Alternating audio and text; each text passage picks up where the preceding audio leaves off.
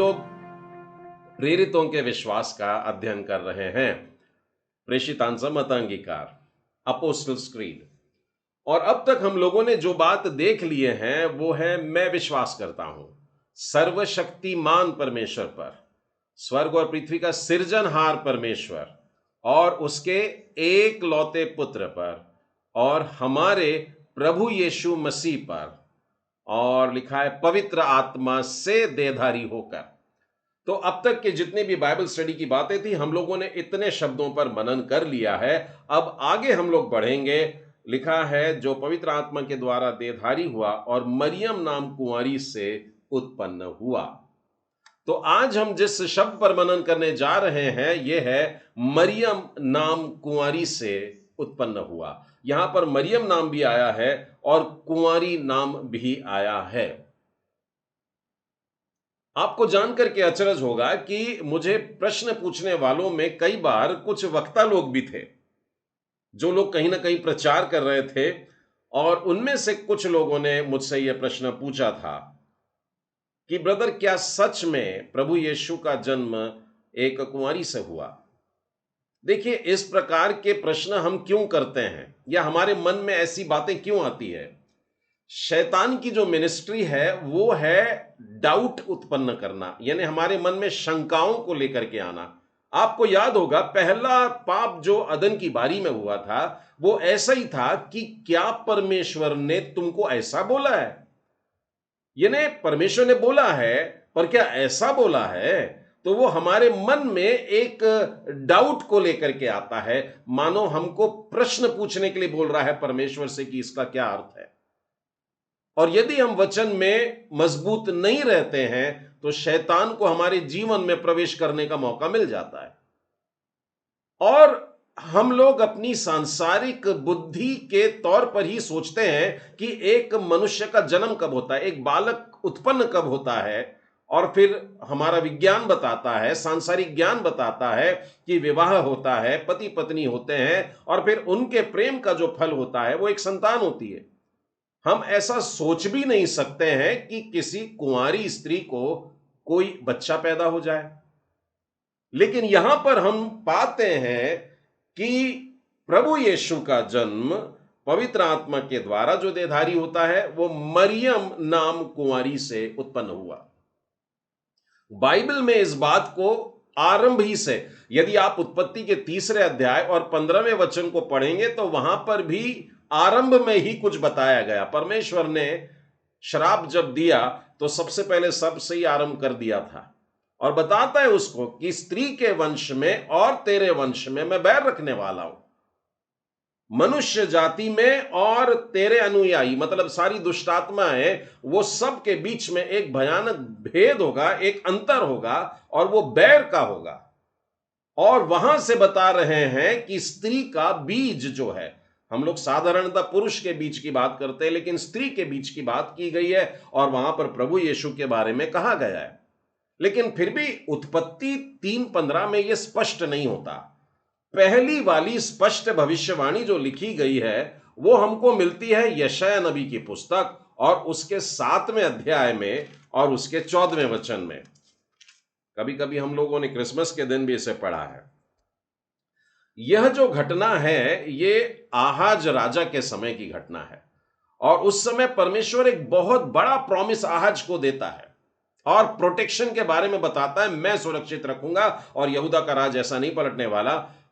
और इसके लिए वो सबूत मांग ले बोलता आहाज से कि मैं तेरी सहायता करने वाला हूं, इसका तू मेरे से एक चमत्कार मांग ले, एक चिन्ह मांग ले, एक कोई आश्चर्य कर्म पूछ ले और मैं तेरे को दिखा दूंगा। आप लोगों को मालूम होगा एक बार एक राजा को भी प्रभु जी परमेश्वर ऐसा ही कहता है कि तू स्वस्थ हो जाएगा और तू मंदिर में जाएगा और करेगा। तो वो राजा कहता है मेरे को इसका एक चिन्ह बता दे, और सूर्य को आगे की तरफ नहीं पीछे की तरफ लेकर के जा। और हम जानते हैं कि परमेश्वर ने वो चिन्ह भी करके दिया। तो आज परमेश्वर फिर से ये कहता है कि अपने परमेश्वर यहोवा से कोई चिन्ह मांग, चाहे गहरे स्थान का या आसमान का, यानी पूरे संसार में कहीं का भी कोई भी बड़ा से बड़ा चिन्ह मांग ले। तब आहाज कहता है नहीं, मैं परमेश्वर को तो नहीं जांचूंगा, लेकिन परमेश्वर स्वयं उसके लिए कहता है। और वो लिखा है कि इस कारण प्रभु आप ही तुमको एक चिन्ह देगा।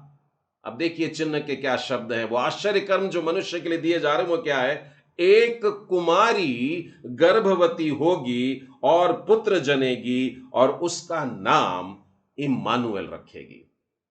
बहुत सरल शब्दों में एक बहुत बड़े चिन्ह के बारे में यहां पर बताया गया है, और वो चिन्ह यह है कि एक कुमारी गर्भवती होगी।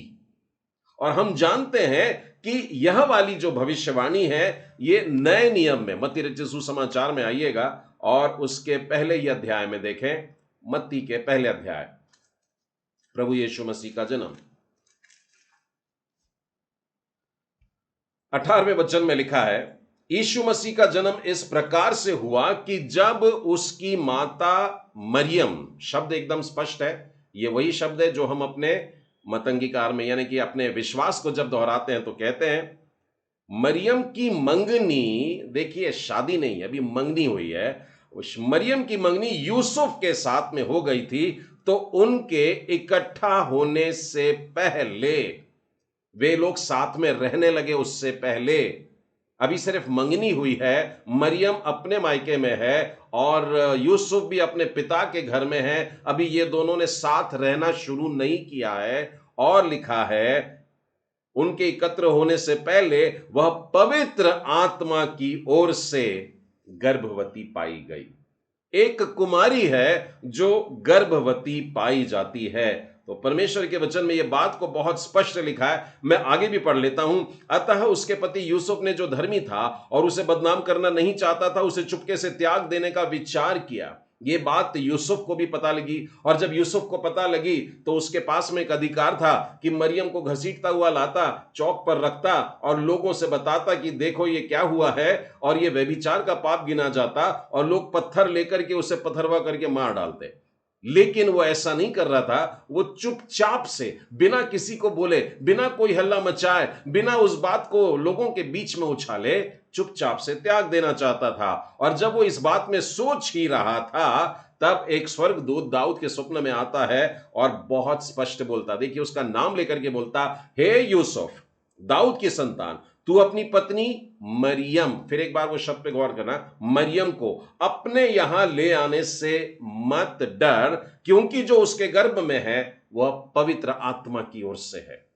मरियम शुद्ध है, मरियम पवित्र है, उसने कोई पाप नहीं किया। ये कोई नाजायज बच्चा नहीं है, ये पवित्र आत्मा दे रहा है, ये पवित्र आत्मा के द्वारा गर्भवती हो रही है। आगे कहता है वह पुत्र जनेगी और तू उसका नाम यीशु रखना, क्योंकि वह अपने लोगों से उनके पापों के से उद्धार कराएगा। यह सब इसलिए हुआ कि वचन प्रभु ने भविष्यवक्ता के द्वारा जो कहा था वह पूरा हो जाए कि देखो एक कुंवारी गर्भवती होगी और एक पुत्र जनेगी और उसका नाम इम्मानुएल रखा जाएगा, जिसका अर्थ है परमेश्वर हमारे साथ। तब यूसुफ नींद से जागकर प्रभु की आज्ञा के अनुसार अपनी पत्नी को अपने यहां पर लेकर के आ जाता है। तो मरियम के गर्भ में जो है यूसुफ को बताया गया, स्वर्गदूत ने बताया, परमेश्वर के संदेशवाहक ने बताया कि यह कोई गलत बात नहीं हुई है, कोई पाप नहीं हुआ है, पवित्र है तेरी पत्नी और पवित्र है वो बच्चा, और वो पवित्र आत्मा के द्वारा यह उसने देह धारण किया है। मैं इसी बात को लूका रचित सुसमाचार में से भी आपको बताना चाहूंगा। लूका रचित सुसमाचार उसका पहला अध्याय और उसके 27वें वचन से देखते हैं। एक कुंवारी के पास भेजा गया, किसको? जिब्राइल स्वर्गदूत को, जिसकी मंगनी यूसुफ नामक दाऊद के घराने के एक पुरुष के साथ हुई थी। उस कुंवारी का नाम मरियम था। मैं बार बार इस शब्द को दोहरा रहा हूं, ये वो शब्द है जो हम अपने प्रेरितों के विश्वास में कह रहे हैं कि मरियम के द्वारा प्रभु यीशु इस संसार में आए। लेकिन मरियम कब? जब वो कुंवारी थी। ठीक है, तो यहां पर लिखा है उस कुंवारी का नाम मरियम था। ठीक है, उसके बाद में आइए 34वें वचन को देखते हैं। मरियम ने स्वर्गदूत से कहा, अब स्वर्गदूत आ रहा है और मरियम से बातचीत चल रही है और वह स्वर्गदूत मरियम से कह रहा है और मरियम एकदम चौंक गई है और मरियम कहती है, मरियम ने स्वर्गदूत से कहा, यह कैसे होगा? मरियम ने जब सुना होगा कि तू एक बच्चे को भी जन्म देने वाली है, तू गर्भवती हो जाएगी अभी, तो वो एकदम घबरा गई। नहीं, अभी अभी कैसे हो सकता है? ये नहीं हो सकता, मेरी शादी नहीं हुई है, अभी सिर्फ मंगनी हुई है। और वो स्पष्ट कहती है, ये कैसे होगा? मैं तो पुरुष को जानती ही नहीं, मेरे पति ने मुझको अभी तक हाथ भी नहीं लगाया है और तुम कह रहे हो कि मैं गर्भवती हूं, ये कैसे हो सकता है? इस बात से यह भी स्पष्ट हो रहा है कि मरियम शुद्ध है, मरियम पवित्र है, मरियम कुंवारी है और जो संतान उससे प्राप्त हो रहा है वो परमेश्वर की ओर से, पवित्र आत्मा की ओर से है। 35वें वचन को भी देखें। स्वर्गदूत ने उसका उत्तर दिया, पवित्र आत्मा तुझ पर उतरेगा और परम प्रधान की सामर्थ्य तुझ पर छाया करेगी, इसीलिए वह पवित्र जो उत्पन्न होने वाला है परमेश्वर का पुत्र कहलाएगा। तो ये सारे उदाहरण मैंने बड़े जाने माने थे, आप लोग इन सारे उदाहरणों को जानते थे, लेकिन फिर भी मैंने दोहराया, इनको बार बार बोला, रिपीट किया, ताकि आप इस बात पर पक्के रहें कि मरियम कुंवारी थी। जिस समय प्रभु यीशु का जन्म हुआ उसकी मंगनी अवश्य हुई थी, लेकिन अपने पति के साथ में रहना शुरू नहीं करी थी उसने। यहां पर एक बात और, हालांकि विषय से थोड़ा सा हट करके है, लेकिन मैं फिर भी उसको टच कर लेना चाहता हूं। कई लोग मुझसे प्रश्न करते हैं कि ब्रदर, यशायाह नबी की पुस्तक में तो लिखा है कि एक कुंवारी गर्भवती होगी और एक पुत्र को जन्म देंगी, उसका नाम इम्मानुएल रखेगी, लेकिन उसका नाम यहां पर इम्मानुएल नहीं रखा गया है। तो मैं ऐसे लोगों से कहता हूं कि आप यशायाह नबी के 7वें अध्याय को पढ़ते हो तो थोड़ा सा आगे जाके, एक अध्याय आगे जाकर के एक और वचन पढ़ लें, यशायाह नबी की पुस्तक, उसका 9वां अध्याय और उसका 6वां वचन, जहां पर लिखा है, क्योंकि हमारे लिए एक बालक उत्पन्न हुआ, हमें एक पुत्र दिया गया और प्रभुता उसके कांधे पर होगी और उसका नाम, प्रभु यीशु का नाम देखिए क्या रखा जा रहा है। यहां पर जो बात कही जा रही है प्रभु यीशु के लिए कही जा रही है, उसका नाम अद्भुत, युक्ति करने वाला, पराक्रमी, परमेश्वर, अनंत काल का पिता और शांति का राजकुमार रखा जाएगा। और भी बहुत सारे ऐसे टाइटल्स हमको मिलते हैं, लेकिन यहां पर बाइबल हम लोगों से बहुत स्पष्ट रीति से कह रही है कि उसका नाम क्या रखा जाएगा। और फिर मैं उन लोगों से पूछता हूं कि क्या प्रभु यीशु का नाम ऐसा रखा गया कि शांति का राजकुमार है, वो अनंत काल का पिता है, वो पराक्रमी परमेश्वर, अद्भुत युक्ति करने वाला, ऐसे ऐसे नाम जो उसके लिए सोचे गए या बताए गए कि ये उसका नाम होगा, ये उसका नाम होगा। हम जानते हैं कि प्रभु यीशु के ऐसे नाम नहीं रखे गए, परंतु हां, ये सारी बातें यीशु के जीवन में दिखाई देती है। तो इम्मानुएल शब्द जो है ये वास्तव में अर्थ रखता है कि परमेश्वर हमारे साथ। ये बिल्कुल वही बात है जो यूहन्ना 1:1 में लिखी है। ये वही बात है जो परमेश्वर की परम इच्छा है कि मैं मनुष्यों के बीच में आकर के रहूं, परमेश्वर हमारे साथ। और हम जानते हैं कि यीशु वही परमेश्वर जो मनुष्य रूप धारण करके हमारे बीच में आकर के रहता है। लूका के पहले अध्याय के 31वें वचन को भी देखिए, यहां पर लिखा है, देख तू गर्भवती होगी और तेरे एक पुत्र उत्पन्न होगा और तू उसका नाम यीशु रखना। और यदि आप यूसुफ से बात करने वाले भी स्वर्गदूत को जो स्वप्न में आके बताता है, देखे वहां पर भी बहुत स्पष्ट लिखा है कि उनको यह आज्ञा दी गई कि उसका नाम यीशु रखना।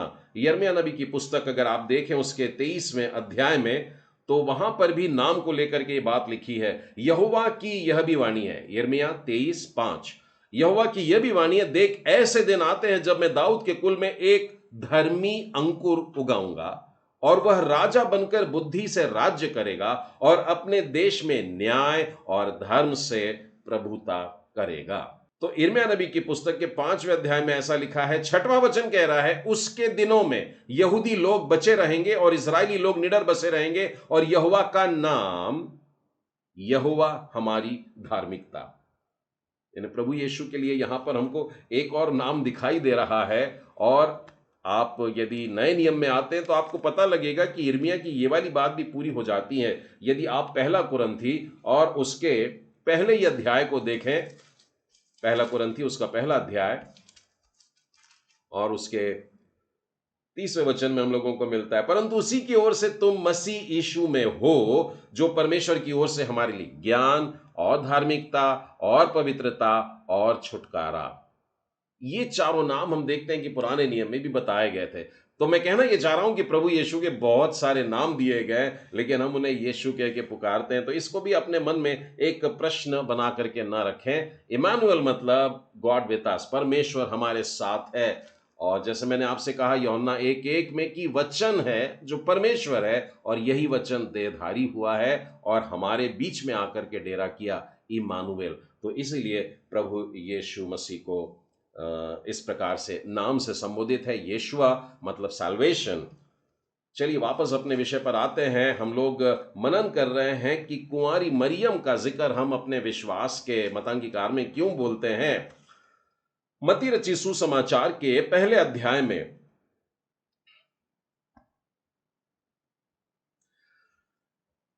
यूसुफ तैयार हो जा रहा है और अपनी पत्नी को अपने यहां पर लेकर आने के लिए तैयार हो जाता है। और 25वां वचन बड़े ध्यान से सुनिएगा। अभी यूसुफ नींद से जाकर के प्रभु के आज्ञा के अनुसार अपनी पत्नी को अपने घर ले आया।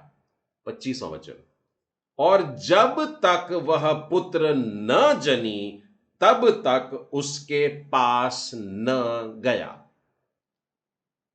अंग्रेजी बाइबल में अगर आप इसको पढ़ेंगे तो पता लगेगा कि Joseph did not consummate his marriage, यानी विवाह के अंतर्गत एक पति और पत्नी का एक दूसरे के प्रति जिम्मेदारी और अधिकार जो होता है शारीरिक प्रेम का, वो उसने तब तक उपयोग में नहीं लाया जब तक कि यीशु का जन्म नहीं हो गया। ये सहज छूने से मतलब नहीं है कि उठाने में और मान लो गधे पर बैठे वहां से उतारने में या लिटाने में या सहारा देने में, वो छूने की बात नहीं कर रहे हैं। परंतु जहां संतान उत्पत्ति के प्रेम की बात आती है, इस प्रकार से उस यूसुफ ने मरियम को नहीं छुआ जब तक कि यीशु का जन्म हो नहीं गया। और इसीलिए हम कुंवारी मरियम से कहते हैं, कुंवारी मरियम से उसका जन्म हुआ। प्रभु यीशु का जन्म इस प्रकार से हुआ। यदि आप प्रभु यीशु की वंशावली भी पढ़ते हैं, दो सुसमाचार में वंशावली हमको मिलती है, और मत्ती यहीं खुला हुआ है आपका, तो मत्ती के ही पुस्तक में देखिए, यहां पर आपको मिलेगा मत्ती रचित सुसमाचार का पहला अध्याय और उसके 16वें वचन में, याकूब से यूसुफ उत्पन्न हुआ जो मरियम का पति था। याकूब से यूसुफ उत्पन्न हुआ जो मरियम का पति था, और मरियम से यीशु उत्पन्न हुआ। अभी तक जो बातें चली आ रही थी वो कैसे थी? दाऊद से सुलेमान उत्पन्न हुआ, और फिर सुलेमान से रहबाम उत्पन्न हुआ, और ऐसे करते करते एक एक चले आ रहे हैं। लेकिन अब यहां पर लिखा है मसीह का जन्म किसके द्वारा हुआ? तो लिखा है मरियम से यीशु आया। यानी वंशावली बताते समय में भी वचन में बहुत स्पष्ट लिखा हुआ है कि वो कुंवारी मरियम से था। मतलब यूसुफ के शरीर का कोई भाग यीशु के उत्पन्न होने में नहीं था, मरियम से उत्पन्न हुआ। फिर से एक बार 16वां वचन देखें, याकूब से यूसुफ उत्पन्न हुआ जो मरियम का पति था, और मरियम से यीशु जो मसीह कहलाता है उत्पन्न हुआ। यीशु मसीह किससे उत्पन्न हुआ है? तो वो मरियम से उत्पन्न हुआ है। लूका रचित सुसमाचार में आइए, वहां पर भी वंशावली में देखते हैं जो हमें 3रे अध्याय में मिलता है। लूका रचित सुसमाचार के 3रे अध्याय और उसके 23वें वचन में देखिए, 23 से लेकर आगे तक अध्याय के अंत तक वंशावली चल रही है। तो पहले ही शब्द में यहां पर रिवर्स ऑर्डर में गया, यानी यीशु से शुरू करके वो आखिरी में लिखा है आदम, और आदम जो परमेश्वर का था। 23वें वचन में लिखा है, जब यीशु आप उपदेश करने लगा तो लगभग 30 वर्ष की आयु का था। उसके बाद में ब्रैकेट में कुछ लिखा है, कोष्टक में कुछ लिखा है, जैसा समझा जाता था यूसुफ का पुत्र था। यानी था नहीं, पर लोग समझते हैं, जैसा संसार जैसे दृष्टिकोण से देख रहा था कि एक पप्पा है और एक मम्मा है, यूसुफ और मरियम, और उनके पास में ये बालक है। यरूशलेम के मंदिर में जब छूट गया था तो यूसुफ और मरियम थे, एक माता पिता थे जो अपने बच्चे को ढूंढ रहे थे। तो संसार की दृष्टि में ये जो कोष्टक में लिखा हुआ है वो ये है कि दुनिया जो सोच रही थी, जैसा समझा जाता था, यीशु यूसुफ का पुत्र था, पर वो था नहीं। वो मरियम का बेटा था, ईसा बिन मरियम, यीशु मरियम का पुत्र। तो हम लोग ये बात को बहुत स्पष्ट पा लेते हैं कि कुंवारी मरियम ने यीशु का जन्म दी थी। मैं गलातियों की पुस्तक के 4 अध्याय में आपको लेकर के चलना चाहता हूं और उसके 4 वचन को भी पढ़ लेता हूं। परंतु जब समय पूरा हुआ तो परमेश्वर ने अपने पुत्र को भेजा जो स्त्री से जन्मा। आप बाकी के बच्चों के बारे में उत्पत्ति देखेंगे तो पता लगेगा कि वो अपनी पत्नी के पास गया या अपने पत्नी के साथ सहवास किया और फिर उसके बाद में ये पुत्र उसको उत्पन्न हुआ। आदम हवा के पास गया और फिर उसको यह पुत्र उत्पन्न हुआ। लेकिन यहां पर परमेश्वर कहता है यीशु के बारे में, परमेश्वर ने अपने पुत्र को जब भेजा तो वो स्त्री से जन्मा। तो परमेश्वर की भी गवाही हमको मिलती है और सुसमाचार लिखने वालों की भी गवाहियां मिलती है और स्वर्गदूतों की गवाहियां मिलती है और पुराने नियम के भविष्यवक्ताओं की भी गवाहियां मिलती है और सब के सब यही बता रहे हैं कि एक कुंवारी के द्वारा यीशु का जन्म हुआ था। लोगों को ये बात पचती नहीं है, ये बात पसंद नहीं आती है और इसीलिए यीशु के ऊपर वे लांछन लगाते हैं, वो दोष लगाते हैं। मेरे साथ में निकालिएगा यूहन्ना रचित सुसमाचार और उसका 8वां अध्याय 48वां वचन। प्रभु यीशु परमेश्वर के राज्य के बहुत सारे कार्य करते आ रहे हैं। अभी अभी उन्होंने थोड़ी देर पहले एक व्यभिचारिणी स्त्री को माफ कर दिया। यीशु ने अपने विषय में बताया कि वो जगत की ज्योति है और फिर वो बताते हैं कि अब्राहम से भी बढ़कर के हैं। तो ये सब बातें लोगों को जम नहीं रही है। यह सुन यहूदियों ने उससे कहा। किसने? यहूदी लोगों ने कहा। प्रभु यीशु भी स्वयं यहूदी थे, लेकिन यहूदियों का जो जनसमूह है वो कह रहा है क्या हम ठीक नहीं कहते कि तू सामरी है और तुझ में दुष्ट आत्मा है। ये पूरे वचन के ऊपर आज मैं प्रचार नहीं कर पाऊंगा, परंतु एक खास शब्द की ओर बताना चाहता हूं। क्या हम ठीक नहीं कहते, यानी अपने बोलने पर बड़ा गर्व है कि हम सही बोल रहे हैं, आप गलत बोल रहे हैं। यीशु के ऊपर ऐसा दोष लगा रहे हैं। और मालूम है आपको कि ये केवल यीशु पे दोष नहीं लगा रहे हैं, ये मरियम पर उंगली उठा रहे हैं। मेरे और आपके विश्वास वचन में जिस मरियम को हम पवित्र कहते हैं या कुंवारी मरियम कहते हैं, उस कुंवारी मरियम पर यहूदी समुदाय दोष लगा रहा है। और वो क्या कह रहा है, देखिए, क्या हम ठीक नहीं कहते कि तू सामरी है। हम लोगों के पढ़ने में ऐसे ही आ जाता है, परंतु हम गौर करें कि सामरी किसको बोलते हैं। इतिहास में अगर आप जाएंगे तो आपको पता चलेगा कि इजराइल पर अटैक हुआ, यहूदा पर अटैक हुआ और तब लोग बिखर गए। अब परमेश्वर की एक कड़क आज्ञा थी कि तुम यहूदी लोग अन्य जातियों के साथ में विवाह में नहीं मिलोगे। लेकिन जब ये छितर जाते हैं, ये जब बिखर जाते हैं, तब ये पाया गया कि यहूदी पुरुषों ने असीरी स्त्रियों से विवाह किया और यहूदी स्त्रियों ने असीरिया के भी पुरुषों के साथ में विवाह कर लिया और ये यरूशलेम के नॉर्दर्न साइड में जाकर के, जो अब सामरिया कहलाता है, वहां पर जाकर के बस गए थे। तो यहूदी जो अपने आप को शुद्ध समझते थे, जो यहूदी से विवाह करता, वो अपने आप को बड़ा परमेश्वर का खास आदमी समझता है, वो अपने आप को पवित्र समझता है। और जितने ऐसे लोग थे जो मिक्स्ड रेस के थे, मतलब यहूदी पप्पा और गैर यहूदी मम्मा, अगर ऐसा कोई एक परिवार है तो वो सामरियों के नगर में जाकर के रह रहा है। अब आपको मालूम है कि ये सामरी शब्द बोल करके वो क्या दोष लगा रहे हैं कि तेरी मम्मा पापिनी है, मतलब परमेश्वर के वचन का पालन करने वाली नहीं है। मतलब यूसुफ तो यहूदी है, जानते हैं, यहूदा के गोत्र का है, जानते हैं, लेकिन तू जो है, तू तो सामरी है। बहुत बहुत गंदे तरीके से यहां पर प्रभु यीशु को और प्रभु यीशु की मम्मा को मैंने कई बार झगड़ों के बीच में सुना है। जवान बच्चे कहते हैं मेरे को जो बोलना है बोल दे, मेरी मां को कुछ मत बोलना। लेकिन यीशु के साथ में कैसे कैसे प्रकार से लोगों ने और यहूदियों ने दुख पहुंचाया है। लोगों ने इस प्रकार से कहा। यूहन्ना रचित सुसमाचार के 4 अध्याय में अगर आप देखेंगे तो आपको पता लगेगा प्रभु यीशु सामरियों के बारे में क्या सोचते थे।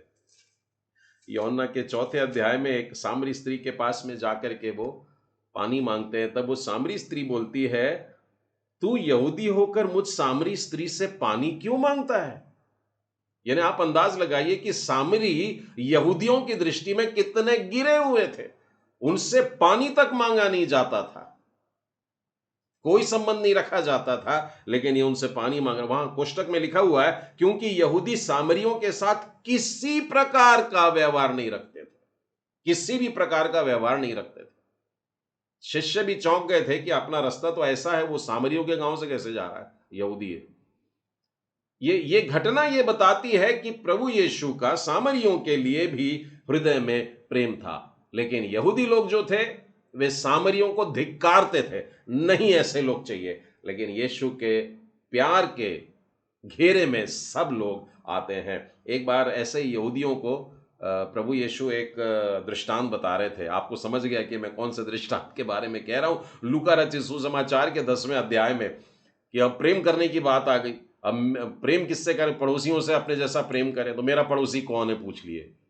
अब देखिए, प्रभु यीशु ने वहां पर यहूदियों की बस्ती में एक ऐसी कहानी सुनाए, एक ऐसा दृष्टांत सुनाए, जहां पर एक व्यक्ति तकलीफ में पड़ा हुआ है और वहां से एक याजक जा रहा है। ठीक है, एक एक एक याजक मतलब परमेश्वर की व्यवस्था का पूरा घूट घूट के अंदर के भरा हुआ है, लेकिन वो उसको कोई मदद नहीं करता। उसके बाद एक लेवी जाता है, जिसको मंदिर की सारी बातें मालूम है, उसको वचन मालूम है, उसको शास्त्र मालूम है, सब कुछ मालूम है। वो वहां से गुजरता है, लेकिन वो उसकी मदद नहीं करता है।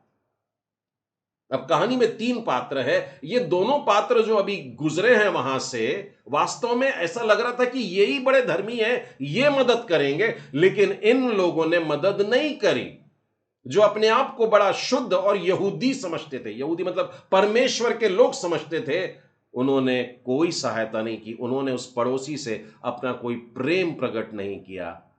तब यीशु ने कहानी में तीसरा कैरेक्टर लेकर के आया और यह भी बताया कि ये तीसरा जो कैरेक्टर है, ये सामरी व्यक्ति है,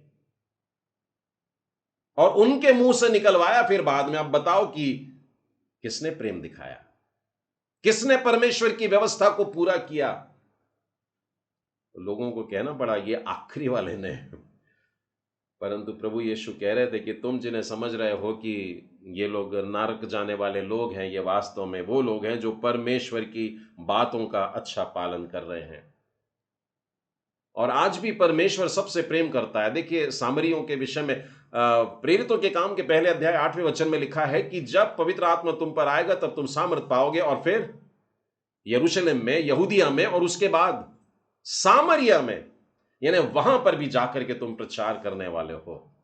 और हम लोग जानते हैं कि स्तेफनुस के ऊपर पथराव होने के बाद में जब सारे लोग बिखर जाते हैं, यरूशलेम के विश्वासी लोग हजारों में थे, वे बिखर जाते हैं, तो फिलिप्पुस के बारे में लिखा है, फिलिप्पुस चुनाव करता है कि मैं सामरिया जाऊंगा, और सामरिया में जाकर के प्रभावी वचन सुनाता है। लोग बड़ी संख्या में यीशु मसीह को ग्रहण करते हैं, बड़े बड़े आश्चर्य कर्म होते हैं, दुष्ट आत्माएं भागती हैं। तो सामरिया में जाकर के भी प्रभु ने प्रचार करवाया कि बचाया जाए, और उसके बाद सारी दुनिया में, और इसीलिए भारत देश भी बचाया गया है। हम लोग मनन कर रहे हैं कि प्रभु यीशु का जन्म कुंवारी मरियम से हुआ। वापस चलते हैं अपने विषय पर। मरियम कई बार हम लोगों के लिए एक समस्या बन जाती है। क्यों? क्योंकि लोग उसकी भी आराधना करने लग जाते हैं। मैं सिर्फ रोमन कैथोलिक की बात नहीं कर रहा हूं, मैंने एक प्रोटेस्टेंट परिवार को भी देखा है, जहां पर उन्होंने अपने घर में आप एंटर करें, दरवाजे से एंटर किए, और घर के सामने एक बड़ा सा पोस्टर लगा हुआ है, और जो तस्वीर दिख रही है वो आकृति कैलेंडर्स में जनरली यीशु के लिए इस्तेमाल की जाती है, और उसी के साथ में लगी हुई एक स्त्री की है, और वो मरियम बताते हैं, और वहां पर वो कुछ चढ़ाते भी हैं। तो ये बात आ जाती है, और अब लोगों के मन में ये भी प्रश्न उठता है कि क्या उसकी आराधना करनी चाहिए कि नहीं करनी चाहिए। ये एक बहुत ही महत्वपूर्ण प्रश्न है। अब ये प्रश्न लोगों के मन में क्यों आता है? मसीह लोगों के मन में ये क्यों आ गया है कि हम मरियम की भी आराधना कर लें?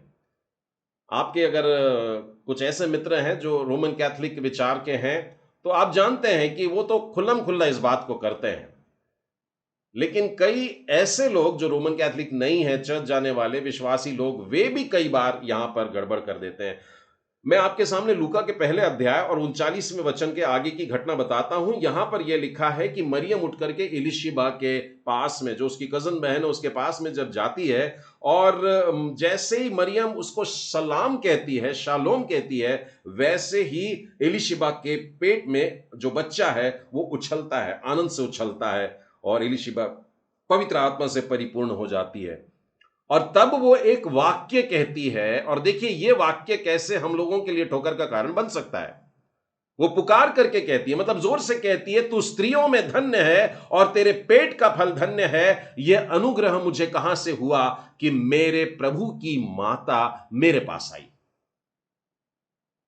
मेरे प्रभु की माता, उसमें से लोग इस शब्द को उठा लेते हैं, इतना सा फ्रेज उठा लेते हैं, मेरे प्रभु की माता। तो अब सब लोगों के लिए एक फ्रेज बन गया है, मदर ऑफ गॉड। और वो मरियम के साथ में ये टाइटल को लगा देते हैं, मदर ऑफ गॉड, मेरे प्रभु की माता। अब बताइए, परमेश्वर की भी मां को बना दिया। ऐसी प्रकार की सोच से भी हम लोगों को बचना है, लेकिन लोग यह गलती भी कर रहे हैं। और मैं आप लोगों को बताऊंगा कि आप भी इस बात से बचकर के रहें। यदि आप प्रचार करते हैं, यदि आप कहीं सुसमाचार सुनाते हैं, लोगों के लिए प्रार्थना करते हैं, आप चंगाई के लिए प्रार्थना करते हैं, और बड़े प्रभावी तरीके से होता है काम, तब लोग आपके पांव छूने के लिए दौड़ के चले आते हैं। वे आपसे आपसे मिलना चाहते हैं, आपके सामने झुकना चाहते हैं।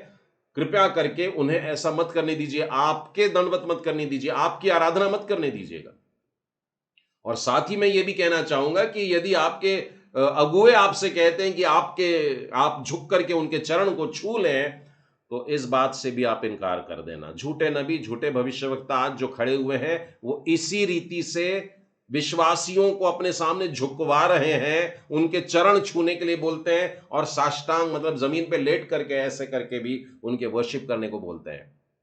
बाइबल में बहुत स्पष्ट तरीके से इस बात के लिए मना कर दिया गया है। मेरे साथ में निकालिएगा प्रेरितों के काम और उसका 10वां अध्याय। पतरस को कर्नेलियस ने बुलाया है। पहले वो नहीं जाना चाह रहा था क्योंकि वो अन्य जाति का है, परंतु परमेश्वर के बताए जाने पर जा रहा है। और 10वें अध्याय के 25वें वचन में देखिए, पतरस कर्नेलियस के घर में जा रहा है, और पतरस जब भीतर आ रहा था, 25वें वचन में लिखा है, कर्नेलियस ने उससे भेंट की और उसके पांव पर गिर करके प्रणाम किया, मतलब दंडवत कर दिया, लेट गया उसके सामने और उसको प्रणाम किया। संभवतः अन्य जातियों में इस प्रकार का उनके गुरुओं का आदर सत्कार करते होंगे। लेकिन देखिए पतरस क्या कह रहा है, परंतु पतरस ने उसे उठाकर, उसको जमीन पे पड़े नहीं रहने दिया, परंतु उसको उठा करके कहा, खड़ा हो, मैं भी तो मनुष्य हूं। मनुष्य मनुष्य का आदर नहीं करता है। देखिए, मैं ये उदाहरण आपको ये बात स्पष्ट करने के लिए बता रहा हूं कि हम अपनी आराधना मरियम को नहीं कर सकते हैं। फिर से कह रहा हूं, कई बार लोग अपनी आराधना में परमेश्वर से हट करके किसी और की आराधना करने लग जाते हैं जो मनुष्य है। पतरस ने कहा, मैं मनुष्य हूं। 2-3 पन्ने पलटा करके प्रेरितों के काम और उसके 14वें अध्याय में आइए। पौलुस और बरनबास प्रचार करते हुए लुस्त्रा और फिर दिरबे की तरफ चले जाते हैं, और वहां पर वो देखते हैं और लोगों को सुसमाचार सुना रहे। वहां पर लिखा हुआ है, एक जन्म का लंगड़ा बैठा था, वो वचन को सुन रहा था, और पौलुस ने उसकी ओर जब देखा तो कहा कि अरे तेरे में तो विश्वास है, चल खड़ा हो जा। और वो खड़ा हो जाता है, और इसके बाद और भी अन्य बहुत सारे आश्चर्य कर्म होते जा रहे हैं। वहां के लोग इतने खुश हो जाते हैं और ऊंचे शब्द से चिल्ला चिल्ला करके बोलते हैं, देवता मनुष्यों के रूप में होकर हमारे पास आ गए। मैंने 11वां वचन पढ़ा अभी।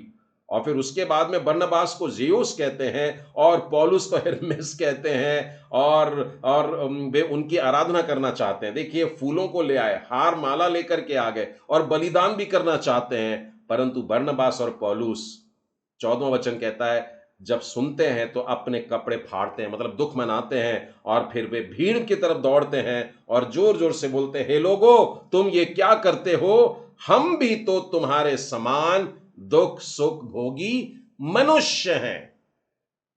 मनुष्य मनुष्य की आराधना नहीं कर सकता। मुझे छोड़ दूसरे की कोई ईश्वर करके आराधना नहीं करना है। और सिर्फ मनुष्य ही नहीं, अगर आप मेरे साथ में प्रकाशित वाक्य की पुस्तक को निकालें, प्रकाशित वाक्य और उसका 14वां अध्याय, और प्रकाशित वाक्य के 19वें अध्याय में आइए, 19वें अध्याय और उसके 9वें और 10वें वचन में, यहां पर स्वर्गदूत यूहन्ना से कह रहा है, ये बातें भी लिख ले, मेमने के विवाह के भोज में जो बुलाए गए हैं बड़े धन्य हैं, ये परमेश्वर के सत्य वचन है। अब 10वें वचन में देखिए यूहन्ना क्या कर रहा है। तब यूहन्ना उसको दंडवत करने के लिए उसके पांव पर गिर पड़ा। उसने मुझसे कहा, यानी स्वर्गदूत ने यूहन्ना से कहा, देख ऐसा मत कर। स्वर्गदूत बोल रहा है, मेरी आराधना मत कर, मेरे सामने दंडवत मत कर, मेरे सामने झुक मत। मैं तेरा और तेरे भाइयों का संगी दास हूं जो यीशु के गवाही देने पर स्थिर है। केवल परमेश्वर ही को दंडवत कर। बहुत स्पष्ट कह दिया। मतलब हम स्वर्गदूतों की भी आराधना नहीं कर सकते। अगर हम करने जाएंगे तो स्वर्गदूत हमको डांटेंगे और कहेंगे, और ये कह रहे हैं, हम भी तो तेरे भाइयों का संगी दास, हम भी तेरे साथ के लोग हैं, हम भी परमेश्वर की आराधना करते हैं। केवल परमेश्वर ही आराधना के योग्य है। और इतना ही नहीं, यदि आप 22वें अध्याय में देखेंगे तो उसके 9वें वचन में भी यही वाली बात लिखी है। वो फिर से उसके पांव में गिरना चाहता है और उससे कहा जाता है कि देख ऐसा मत कर, मैं भी तेरे साथ में संगी दास हूं, परमेश्वर की ही आराधना कर। मनुष्य की आराधना हम लोग नहीं कर सकते। मैंने एक बार अपने एक रोमन कैथोलिक मित्र से पूछा, आप ये हेल मेरी क्यों कहते हो, आप प्रणाम मरिया क्यों कहते हो, और उनकी 2-3 प्रार्थनाओं के कुछ शब्दों को लेकर के मैंने कहा आप ऐसा क्यों करते हो। तो उसने पहले तो कहा कि हम उसकी आराधना नहीं करते हैं।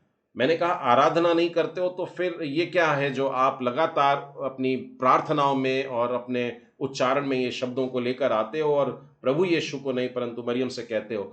तो कहता है कि हम मरियम को वास्तव में बहुत रिस्पेक्ट करते हैं। मैंने उससे कहा, भाई मैं भी मरियम को, कुंवारी मरियम को जिसके द्वारा यीशु उत्पन्न हुआ, बहुत रिस्पेक्ट करता हूं। उसने कहा नहीं, हम बहुत प्रेम करते हैं उससे।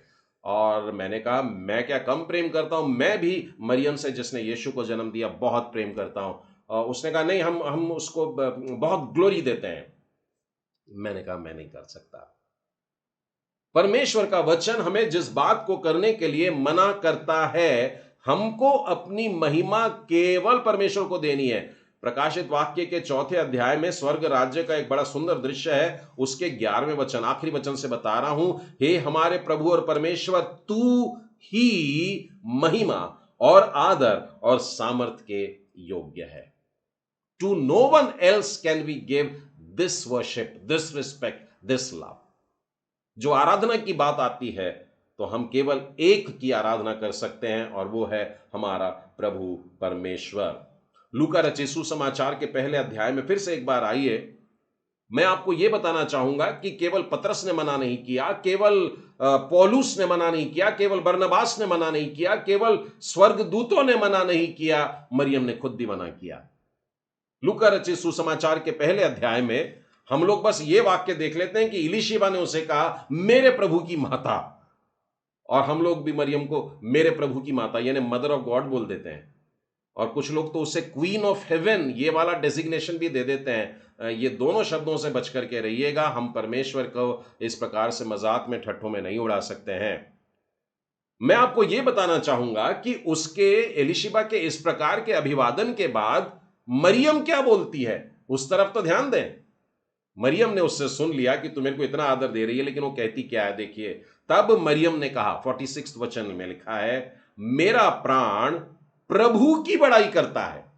एक मिनट, प्रभु की माता अगर ये है तो वो क्या कह रही है, मेरा प्राण जो है, मेरा जीवन जो है, मेरा सब कुछ जो है वो प्रभु की बड़ाई करता है, मरियम कह रही है। और लिखा है, मेरी आत्मा मेरे उद्धार करने वाले परमेश्वर से आनंदित हुई है। यह शब्द का अर्थ समझे आप? मेरा उद्धार करने वाले, मेरे को छुड़ाने वाले, मुझको पाप के बंधन से निकालने वाले, अर्थात वो एक मान लो पश्चातापी हृदय से कह रही है मुझे उद्धार की जरूरत, और मेरा परमेश्वर मेरा उद्धार करता है और मैं उससे आनंदित हूं।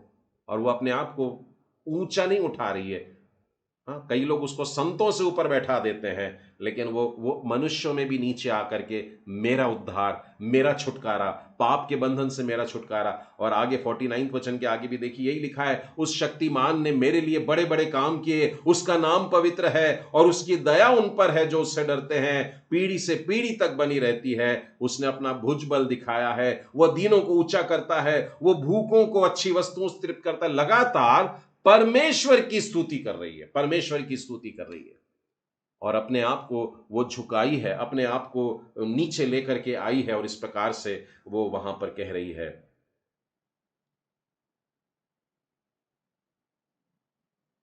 30वां वचन, लूका रचित सुसमाचार उसका पहला अध्याय और 30वां वचन। मरियम को चुना गया है कि वो यीशु का जन्म दे। स्वर्गदूत ने आकर उससे कहा, हे मरियम, भयभीत न हो, क्योंकि परमेश्वर का अनुग्रह तुझ पर हुआ है। आप अनुग्रह शब्द का अर्थ अगर देखें तो क्या होता है, ग्रेस का अर्थ क्या होता है? जिस आशीष की लायकी पात्रता हमारी नहीं रहती है, फिर भी हमको दिया जाता है, उसे अनुग्रह कहते हैं। यह परमेश्वर का अनुग्रह है, और यह अनुग्रह मरियम पर हुआ। इसका मतलब वो उस लायक नहीं थी, पर परमेश्वर ने फिर भी यह कृपा उस पर की है और उस पर अनुग्रह हुआ है। और उसी के बाद में अगर आप 38वें वचन में देखें तो मरियम के मुंह के शब्द है, गौर करिएगा। मरियम ने कहा, देख मैं प्रभु की दासी हूं। यह वाला वचन क्यों नहीं हम लोगों को याद रहता? हम लोग वो वाला वचन बोलते हैं, प्रभु की माता, लेकिन वो प्रभु की माता जिसको कहते हैं वो वास्तव में लिखा है, वो कह रही है मैं प्रभु की दासी हूं। सच में बेहद आदर के योग्य मरियम बनती है। कुंवारेपन में इस प्रकार का एक बड़ा काम सौंपा जाए, कोई भी जवान लड़की घबरा जाएगी और शायद पीछे हट जाएगी, लेकिन परमेश्वर के सम्मुख कुंवारी मरियम अपने आप को दीन करती है, वर्शिप करती है परमेश्वर को, और कहती है तेरे वचन के अनुसार मेरे जीवन में हो। और सचमुच में हमारे विश्वास वचन में मरियम का नाम आना, हमारी वर्शिप भले ही ना है, लेकिन हम उसे बहुत आदर करते हैं कि मरियम ने अपने कुंवारेपन में यीशु को जन्म दी थी।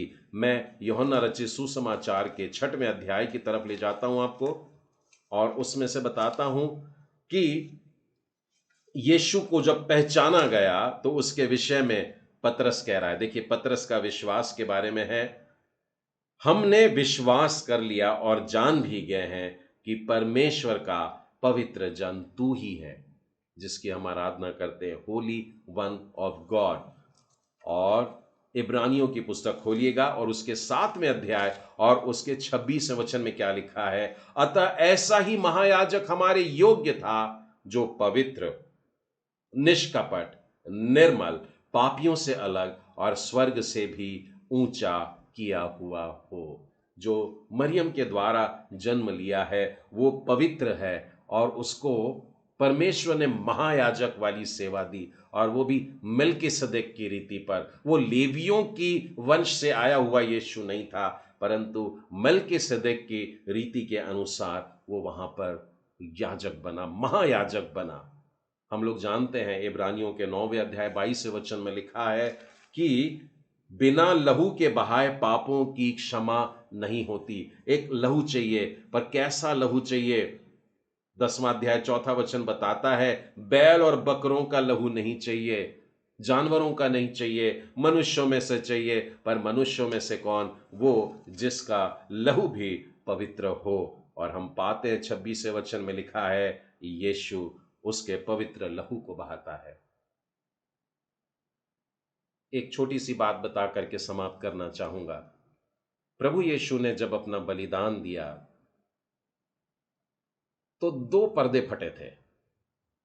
एक तो वो पर्दा था जो मंदिर का था, ये हम सब लोग जानते हैं, और मंदिर का पर्दा ऊपर से लेकर के नीचे तक फट गया, और अति पवित्र स्थान और मनुष्य जहां रहते थे, यह भाग खुल गया।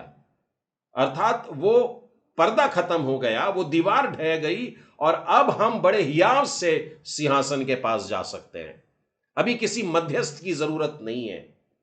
बहुत से लोग मरियम के द्वारा अपनी प्रार्थनाएं पहुंचाते हैं, लेकिन बाइबल हमको बताती है पहला तीमुथियुस 2 अध्याय में कि एक ही परमेश्वर है और परमेश्वर और मनुष्यों के बीच में भी एक ही बिचवई है, अर्थात प्रभु यीशु मसीह, जिसके बलिदान के समय, जिसने जब कहा कि पूरा हुआ, उस समय वो पर्दा फट गया और वो परमेश्वर ने फाड़ दिया और हमें अपने गले से लगाने को तैयार हुआ।